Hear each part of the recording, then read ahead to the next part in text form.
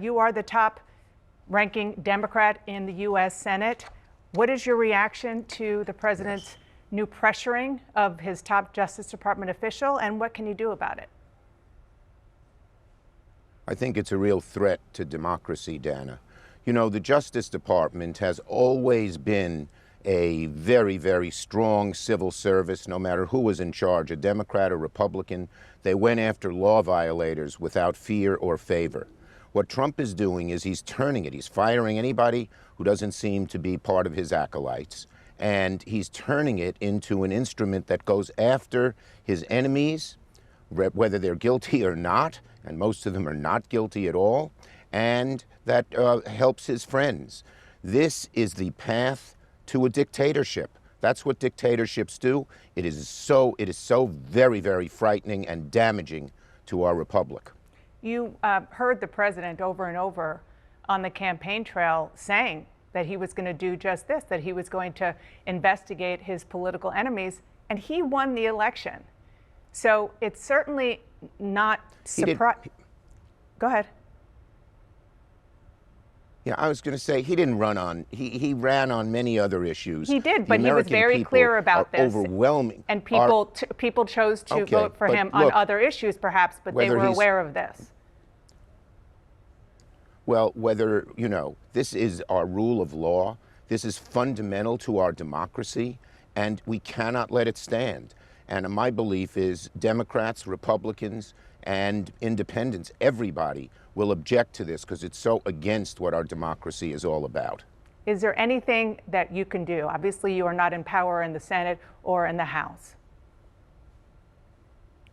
Yeah, well, we're going to fight strongly as we can in every way. There are going to be legal ways to fight this. We will try to find legislative ways to fight this, but also the American people should let their representatives know how terrible this is to democracy. And we've seen conservatives speak out against this too, and we need our Republican colleagues more than ever to speak out against this violation of the fundamentals of democracy.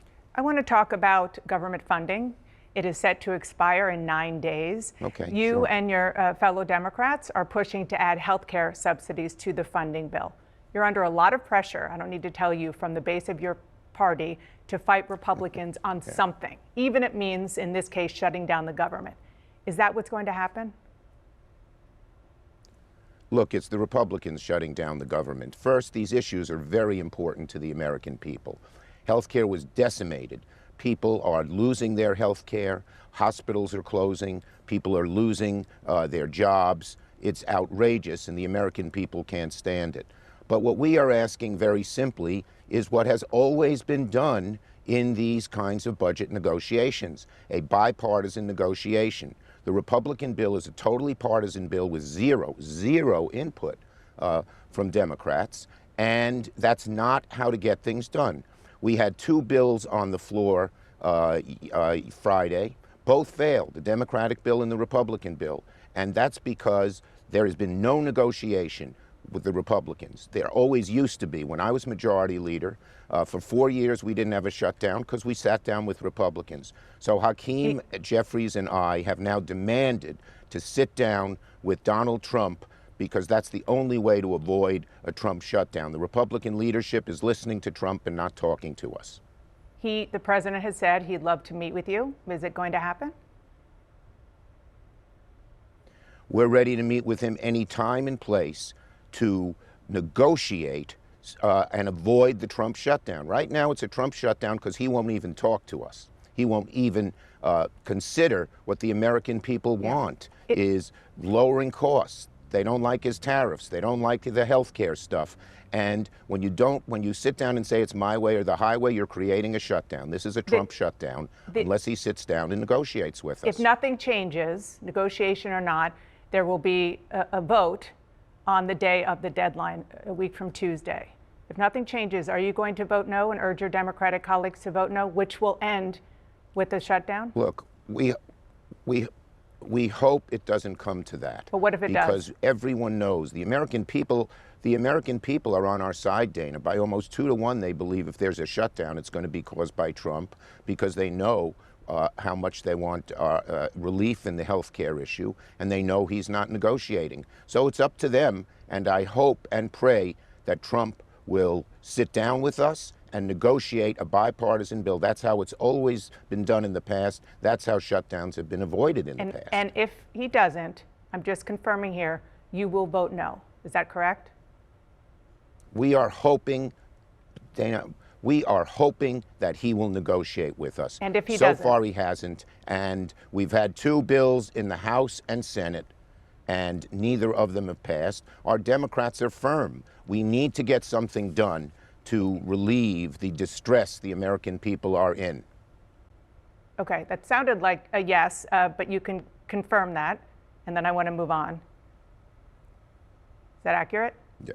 The bottom line is we must Okay. get a better bill than what they have, The plain last time- and simple.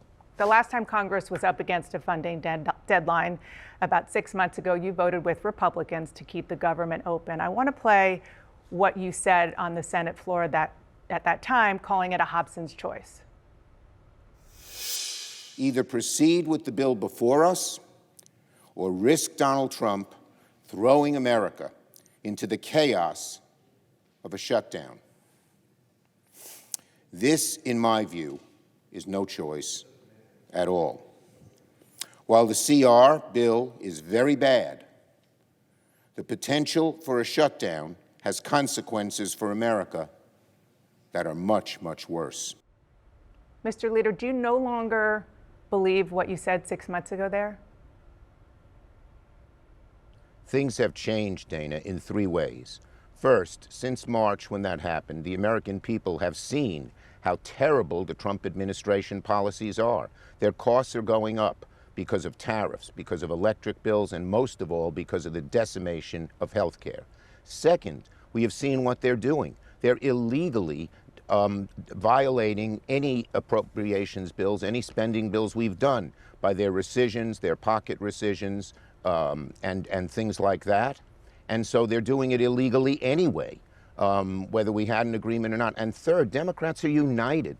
We all agree that we cannot allow the present situation, the status quo, to continue when the American people are demanding change. So for the last 6 months, we've been united on the so-called big, beautiful bill. Every single Democrat voted against it.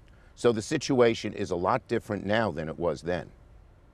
And you do have a Democratic base that is desperate for you to fight in any way, shape, or form. Is that also a factor here? You're listening to your voters? In all due respect, Dana, it's not just the Democratic base, it's the American people. Go talk to people in rural areas, Republicans, whose hospitals are closing. Go talk to people, middle-class folks, who may have voted Republican, whose parents are going to be kicked out of their nursing homes and they don't know what to do with them. This is a demand from the American people, period, across the board. And there's lots of independents. When you ask people, do you like what they have done in the the big, beautiful bill? It's 2 to 1 against it. Not only every Democrat, but 2/3 to 3/4 of the independents and 30% of the Republicans. So it's the American people demanding change. Senator, you said earlier this week that Democrats, quote, have a damn good chance of winning back the Senate in the 2026 midterms. A CNN poll from this summer found only 28% of Democrats, these are your fellow Democrats, view your party favorably. How can you be so confident when you see numbers like that? First, because of what Donald Trump is doing to America. It's amazing how bad it is. And when you ask people in similar polls, do you prefer a Democratic candidate or Republican candidate? It's 47 Democrat, 39 Republican. We have to do more to build up a strong platform as to what we will do. And Hakeem Jeffries and I, House and Senate, are working on that. But they hate what Trump is doing to them, and they prefer Democratic candidates. In addition, we've had some great recruiting. It's amazing the candidates who have stepped forward. And I'll tell you something nice, Dana, about this. You know why they're stepping forward? They worry about the future of the country. they worry about their children and grandchildren at the way this administration is heading America into decline. And so we've had great candidates. People are angry with what Trump's doing, and we're in a much better chance today than we were 6 months ago of taking back the Senate. I'm optimistic. Okay. Before I let you go, speaking of candidates, you've been asked numerous times if you will endorse Zohran Mamdani for New York City mayor. You always say you're going to continue to talk. There are two key questions here that you haven't answered. One is, will you ever endorse him? And two, what do you need from him to get your endorsement? Okay, well, first of all, I know him. We've had a good relationship in the past, and we had a good meeting 2 weeks ago, a very long meeting with a lot of serious questions, and all I can tell you is I'm going to continue talking to him. What's the holdup? I got to continue talking to him, and that's what I'm going to do.